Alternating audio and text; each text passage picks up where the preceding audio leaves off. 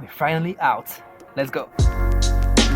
With my girlfriend Margot, we had to go back to France quite in a hurry just as I was finishing my previous challenge, Mount Fuji. It was a really quick trip of less than 48 hours and we couldn't run there. On our way back, we had to quarantine for 10 days thanks to the special status that France has here in the UK. Those 10 days ended up being 12 days since our COVID test for day 8 came only in the morning of day 12. Anyway, quarantine has passed now and that is why I was so eager to throw myself into this new challenge of the Giza Pyramids.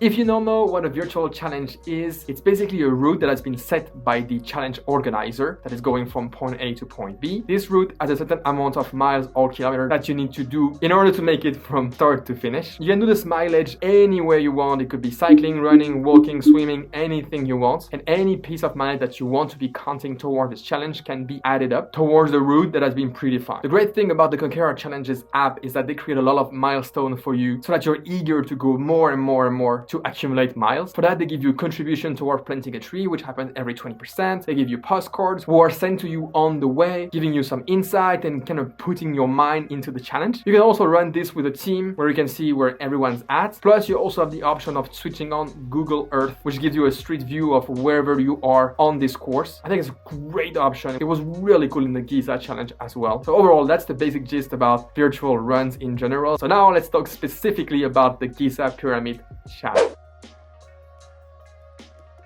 The Giza Pyramid Challenge is a challenge of 74.6 kilometers or 46 miles. The layout is, I think, what makes it the most interesting is because this one, as opposed to the 4 challenges that I did previously, is a circular road. It starts in the center of Cairo and ends in the center of Cairo, and it kind of makes you feel like you're a tourist, like you would have traveled to Cairo, taken the plane, you've landed there, you went to the city center, then you rented a hotel there, and now you're ready to go on this route that contains all those extraordinary monuments that have lived through times for thousands of years. So I really think the layout and Google Street View is a really nice touch for this challenge. You're gonna go through the whole Giza Pyramid Complex where you can see the 3 main big pyramids, the one that everyone has seen on pictures before. Among those 3 you have the Great Pyramid of Giza, Pyramid of Khafre, and the Pyramid of Menkaure. Sorry for the pronunciation, that must be absolutely atrocious. All of those 3 built 4,500 years ago. In a way, it's sort of a virtual museum, But as said in the intro, I was really eager to get on the run. That is why after the first 10K, I was only 13% into the challenge and I was eager to go for a second run. So let's not wait a second more and go on a run right now.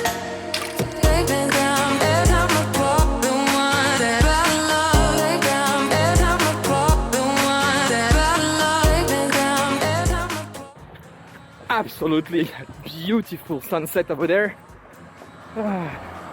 You can see the sun falling behind the fields.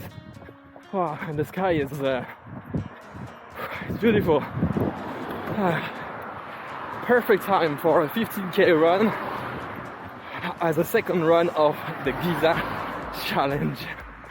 15K done in the books. I was then right above the 30% mark for the whole challenge. That is when I decided to go for much more. But before we do that, I have a small thing that I want to do. It's a bit of a personal one. So if you only want to hear about the review of this challenge, feel free to go and skip to this timestamp on the video. If you don't, I just wanted to say that the reason I had to go back to France and therefore quarantine on our way back here is because my grandpa passed away. He was a fantastic man and I have so many good memories with him that I really wanted to show a picture of him in this video and kind of have him being part of this YouTube adventure so that in time, if I look back to my old videos, then I'll be able to remember that he was part of it too. And in a way, this challenge was dedicated to him. Okay, and now let's back to the challenge. As I said, I was trying to go for much more. I wanted to do the challenge as fast as possible since I had been kept for 3 weeks without running. And I had this old challenge in mind of what if I would try to run the exact same marathon I ran a year and a half ago, but this time with absolutely no training. The first time I trained for 16 weeks, was very hard, very intense, and I'm really trying to break it under 4 hours. This time I thought, okay, why not just run the same route, see what happens. I probably won't make it that fast, but at least I will make a lot of miles contributing to my Giza Pyramid Challenge, and it will be a way for me to compare what happens when you have a training and when you don't. If you want to see the full video about this, go ahead, it's up there. But anyhow, now it's time to run a marathon.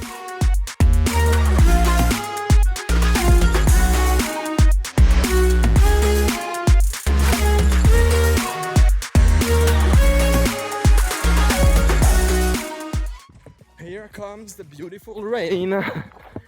I bet those lucky guys in Egypt don't have to deal with it, but they cannot enjoy this very grey-ass sky like this, like us in the UK. Marathon done. This only left me with 6.2 kilometers to do. I was really eager to finish this as fast as possible. The reason for that is that the Giza Pyramid Challenge medal is absolutely beautiful. I've kept looking at it online and I really wanted to get it. Talking about medal, just before I started this challenge, I actually received a medal for my previous challenge, Mount Fuji. So why don't you think we just go and have a look at it, unbox it, and you'll let me know what you think.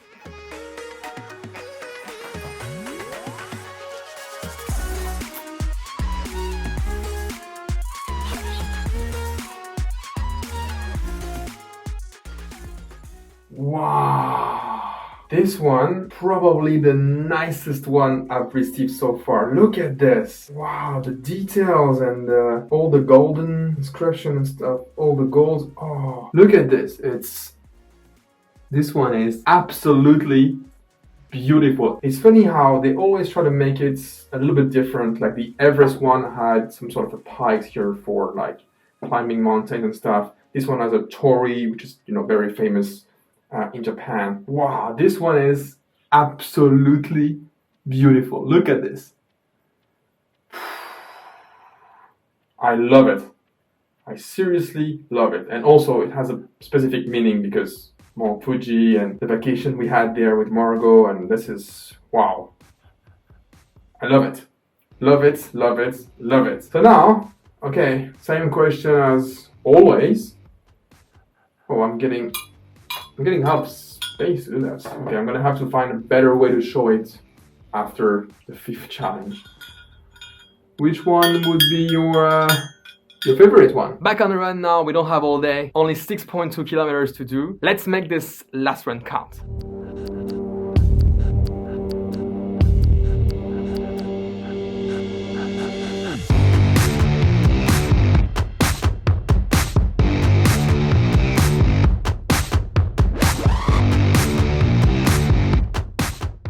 By the way, audiobook recommendation of the day.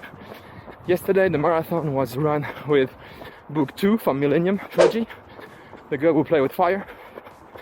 And now I've moved on to book 3 because I finished it during the marathon. So again, link in the description if you're interested. Audible free trial for a month. So you can try, give it a go. You don't like it, you cancel. You like it, you keep it. Yep. Ooh, that's it. 6.3 kilometer done. Challenge is finished.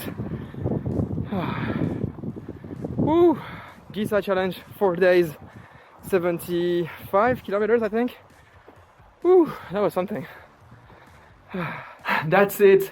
5th virtual challenge done. I'm really happy about this one. As I said multiple times through the video, I was eager to go out on the run and this was the perfect opportunity for it. I'm getting the question a lot about, is it worth paying to have just an extra motivation for 4 runs like I did, for instance, in this challenge? I would say that personally, I think it is worth the motivation. Also, I kind of catch the bug of I want to catch them all. So I really want to see all those medals. That's why I'm going now from the shorter one to the longer one in ascending order. So actually, I do think it is worth paying for have this extra motivation because all of what you're doing is extremely positive for you anyway. But I also understand that yes, it's a lot of money for only 4 runs. So if you want to have more for your buck, maybe you go for the big ass challenges like take Land's End to John O'Groats or Pacific Crest or the Appalachian Trail. I mean, a very long one that you're gonna be building towards it for months, maybe years. It's the same price and at the end it's gonna motivate you the same way. Now that Giza challenge is complete, I'm moving on to the Kilimanjaro one, which is a very special for me. You will see why in the review video once it's published. So I'm really eager to now start building my mileage towards this medal. If you enjoyed this video, give it a like. Maybe also consider sharing it with a friend. If you share it with a friend, they will have to do this challenge with you, so it's kind of a way to motivate them as well. And now I'm gonna toss this video back to the previous challenge, which was Mount Fuji, that you've just seen the incredible medal up there. As always, thank you very much for watching and until next time.